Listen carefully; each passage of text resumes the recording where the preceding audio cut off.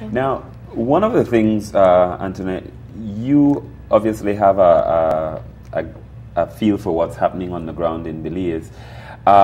We have issues of independence with the judiciary.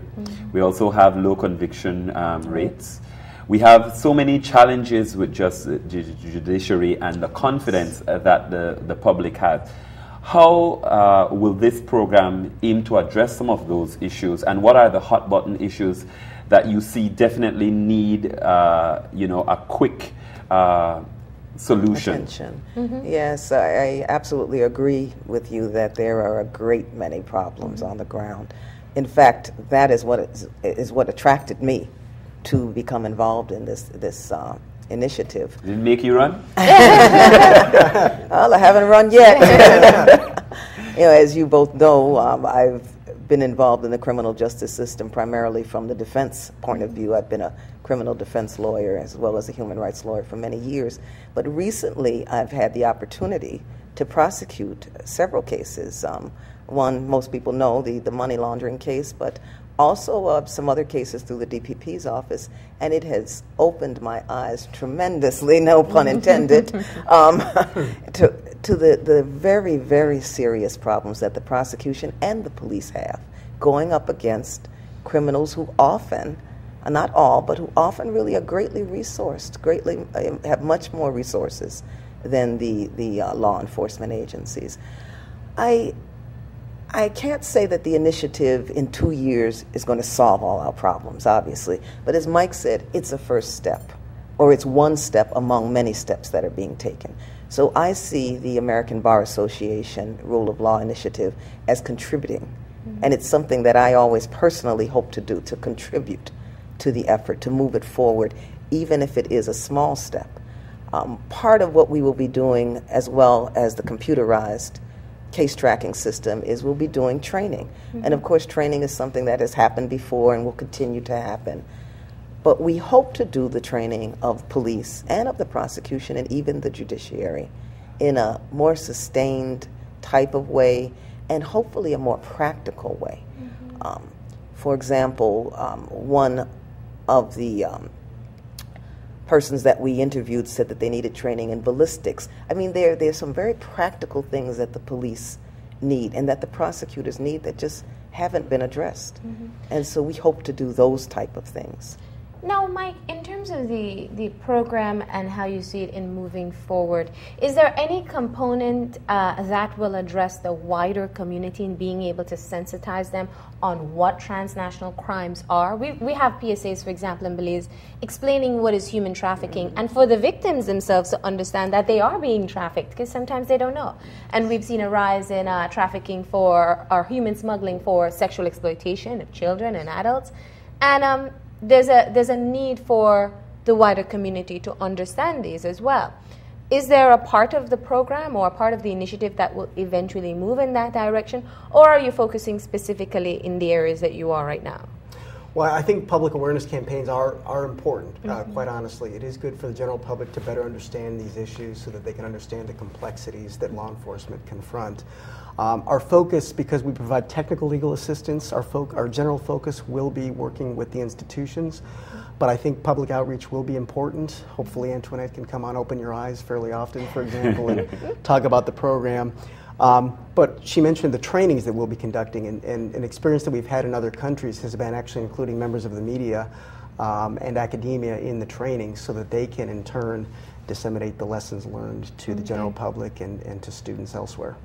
Now, very often, I have two questions actually, Marcel. The first thing, you know, a lot of people are very suspicious when you start talking about computerizing programs and sensitive information. In a small place like Belize, where confidentiality and, you know, degrees of separation are not 6, you know, people worry about issues like that. How much of an encroachment will it be on, you know, the lives of people? Will it meet its aims of bettering the lives of regular citizens without encroaching on their rights? And that is a concern we have. Not only in information that different justice operators can access, which could actually hamper the criminal process. the police can see their own set of information, the prosecutor their own set, and the courts their own set. So it is not that everybody can look at everybody's information. The judge, and for a practical reason also, he doesn't want to have the list of all the cases that are at the court. Mm-hmm. He's only interested in his own cases. If we provide him the whole list, we'll just make his work more difficult. Mm-hmm. So from the practical purpose, we are also restricting the access to information in a security way. The same thing happens with prosecutors and police officers. So it's not that a policeman that is not assigned to a case can start investigating. There's not open access to all. No, there's no open access to all. And there's another thing. Because of privacy concerns, because you could always have a person that is looking at information that he shouldn't. We can't limit this without hindering the law enforcement capabilities, because when an investigator is investigating, he should be able to investigate, really. But we log what he does. So we can ask him afterwards, why are you investigating this and this persons? In what do they relate to the cases that you are doing? And when that happens, we are also giving the message that you cannot do whatever you want without having a responsibility later.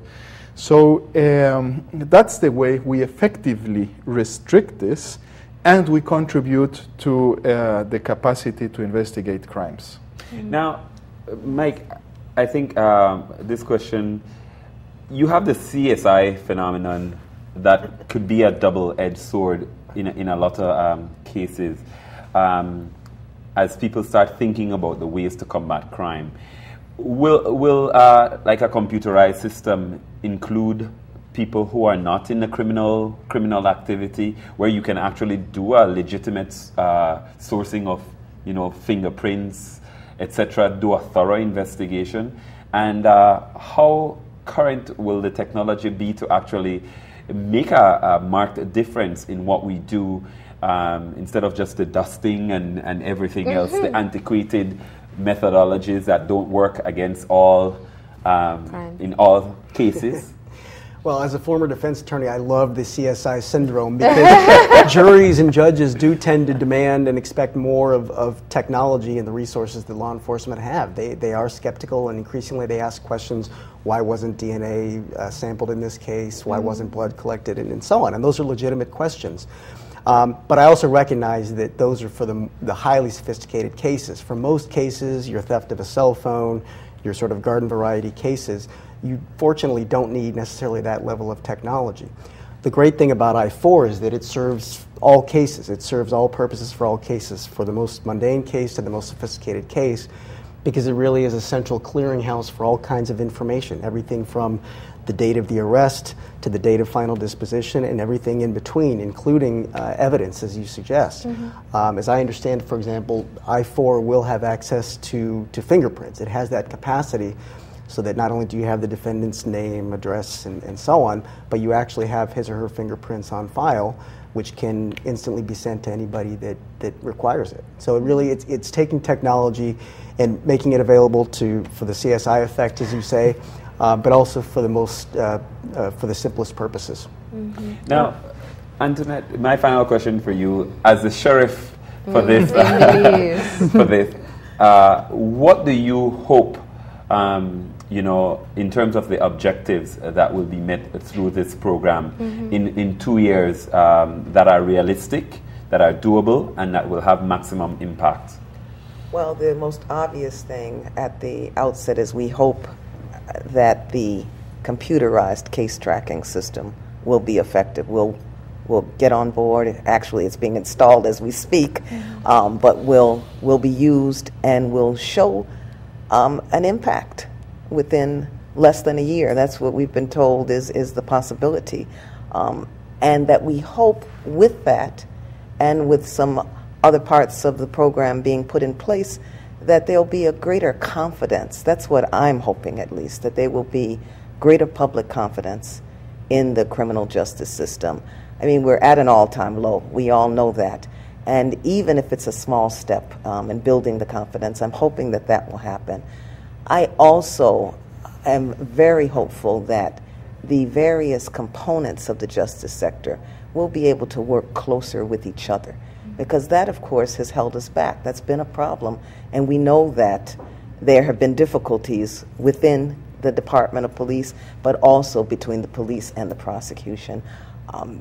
And the public sees that and is aware of that, and we know the results of that. So I'm hopeful that this program will assist in that as well. There are a number of, I'm a very hopeful person, and so there are a number of things that I hope come out of this. But at the very beginning, I just think that the computerized system will give us a great lift. And I think moving forward, the trainings, there's a juvenile justice component of this that we have not spoken a great deal about, but I'm very excited about that. Obviously, because this is the rule of law, there is a human rights component, which of course I'm very excited about as well. So I think that there's a great deal that will come from this initiative in Belize. And moving forward, I expect the public to hear more about it and to be enthusiastic about the results. Right. One concrete result, if I may, is that the time it takes from the filing of a case until the conviction or the acquittal is less. This means justice better served, and it also means less costs for the country and greater capacity. If you have a judge and a prosecutor and a police that can process the cases in less time, they can also process more cases and more thoroughly. Well, faster and more conviction, that's what we hope for here in Belize. But we do want to thank you guys for joining us this morning and shedding some light on what the program is about and what we can learn to expect. Yeah? Thank you.